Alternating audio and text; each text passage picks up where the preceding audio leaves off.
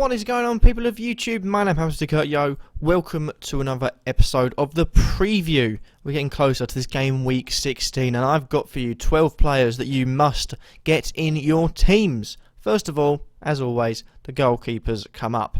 Now, I've slowed myself down because I want to get a biggish intro, but the ulcer's still there. It's going away, it's fading, I'm feeling it. But we've got some goalkeepers for you. First of all, actually, is the person on my team, Petr Cech. He's got a game away against Aston Villa.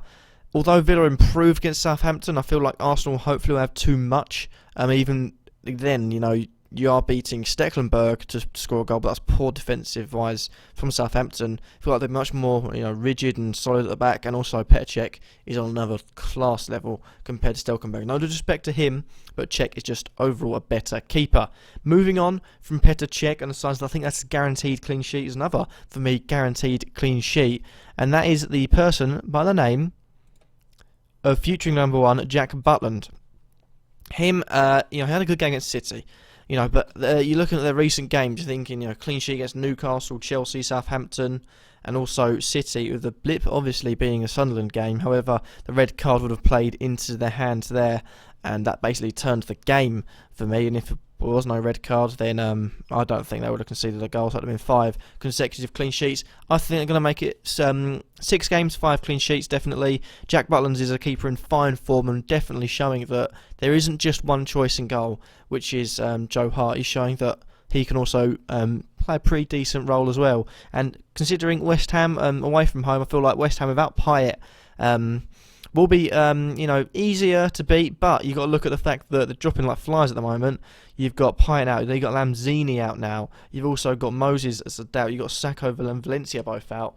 For me, the squad is getting very thin, and I feel like they'll play on that and get an easy clean sheet. And finally, the person that I should be really bringing in for McCarthy is Crystal Palace, currently number 1, but I'm not sure how it's going to plan out, Wayne Hennessy. Now, a surprise package for this year, because started off everyone thinking Speroni's got to play. Speroni was injured, so McCarthy started playing. And McCarthy played for the first 6 games, then Speroni came back, so he thought Speroni's going to take over now. But Wayne Hennessy took over and Speroni got onto the bench. So it's all confusing there. But Hennessy hasn't really had the best of games in the last 2, 3, 4 games, but you got a home game against Southampton. They've been poor recently. I think you can play on that. Might be able to scratch a clean sheet, and I feel like that's definitely worth the risk. £4 million as well. Basically, like having a dud on your team, except you've probably got a decent goalkeeper on your team playing against or for a decent team. So that's all the goalkeepers. We've got Cech, Butland, and Hennessy. But all 3 of them you should get in your team. They're all different price ranges, so I've covered all 3 spectrums there. I'm going to move on to the defence now. The defence is very samey for me, and I'm just going to go on to this because all 3 of them are here.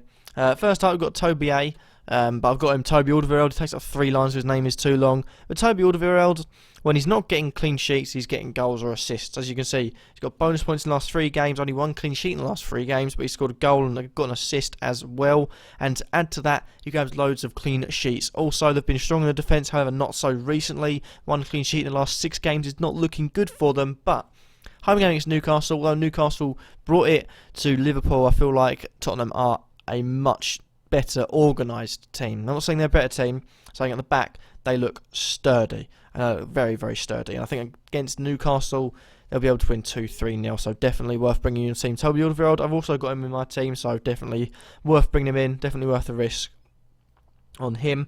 Moving on now, Lauren Koscielny. Now, he's had a poor few games, You're seeing yellow cards here, and you're seeing goals conceded here, and you're seeing playing 10 minutes here. Not too good for me, not too good, but, Arsenal do have a quite an easy game, as I've mentioned, for Petr Cech as well.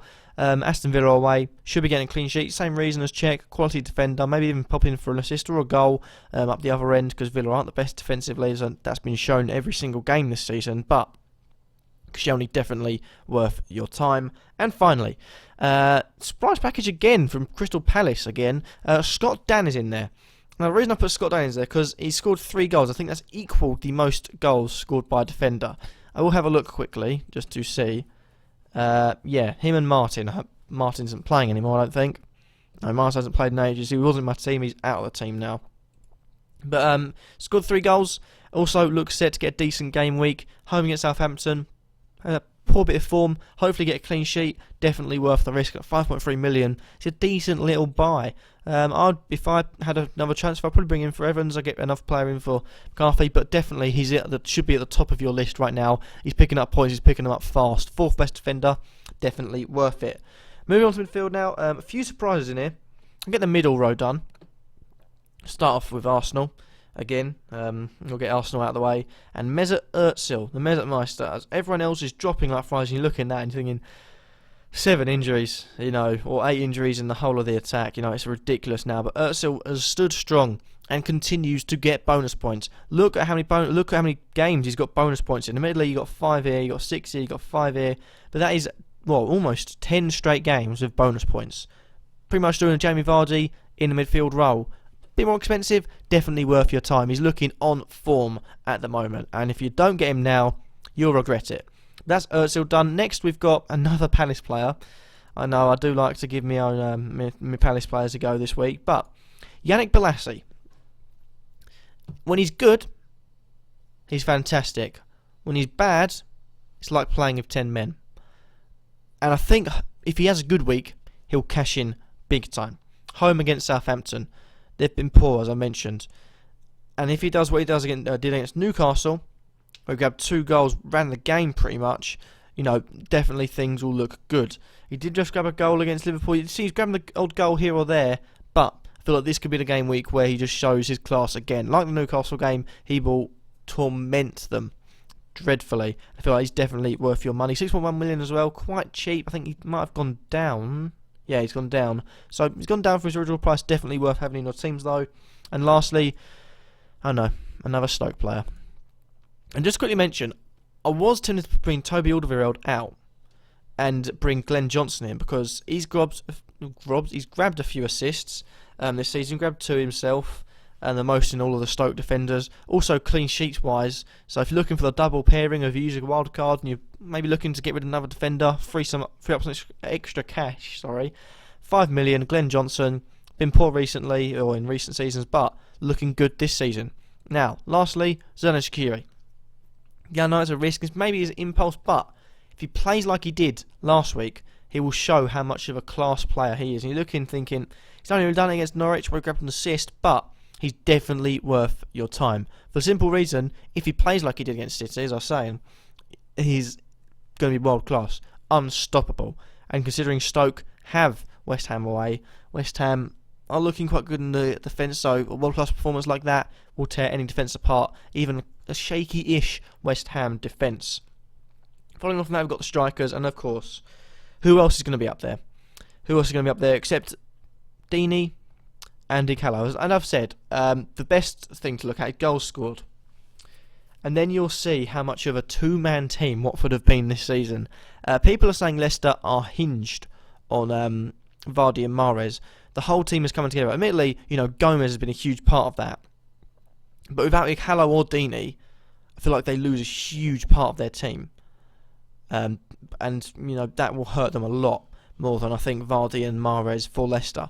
Because you're looking at Leicester, although they have got other goal scorers, Okazaki and Ojawa can do it. You're looking at all Brighton, Dyer, Kante. You've also got King and Drinkwater in there. You've got Inler yet to play a big part in the things. Can do it. You're looking at the defence. You've got Simpson, Fuchs, you've got Vasilevsky, you've got Morgan, you've got Schlupp, Dilate when he comes back. They've got a good team here.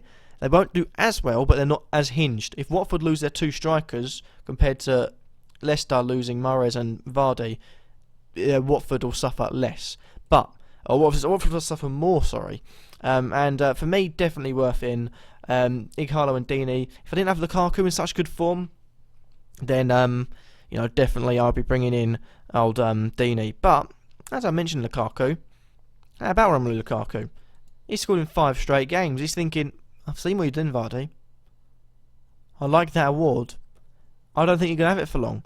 He's 5 games scored. He just needs another 7. He's broken Vardy's record. How insane would that be to have 2 records, record broken twice in one season by different players? Vardy breaking in, only keeping it for half a season when Lukaku comes storming in, being like, nope, I'm going to take that award. That's mine now.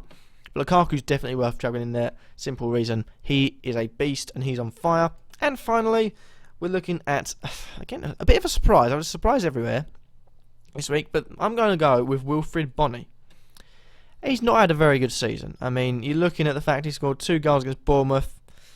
That's been it. You know, he's grabbed an assist here, assist in that game. He's basically turned up for a game. However, I feel like this week will be the week. You are looking at the fact he's got Iheanacho, or whatever his name is, Kelechi, let's call him. Hasn't really done much, came on, grabbed a goal. He's going to be an off-the-bench player. However, for me, Bonnie could get a chance to score against his old club, Swansea. Monk hasn't been in the best of form for them, and I think that'll be set to continue. City haven't been good, but if they lose against Swansea, there'll be serious problems. I think Pellegrini could be close to the sack. Now, there will be like people saying, well, of course not, but you got to look at the fact they're without Company, they're nothing. With Company, they're a team. The amount of money they've spent, ridiculous amounts, to miss one player like that so much is poor management. You know, you've got no leaders in there, and that's really, really scary for them. But Bonnie, I think, will definitely be worth putting in your team. He hasn't really done much this season, but he'll do something this week. And that is all I've got for you today, ladies and gentlemen. If you like this video, then leave a like. Let me think in the comments down below, and subscribe if you feel like I'm worthy. Sorry if I'm as energetic. Hopefully next week I'll be back to normal, back to talking normally. Thank you guys for watching nonetheless, and peace.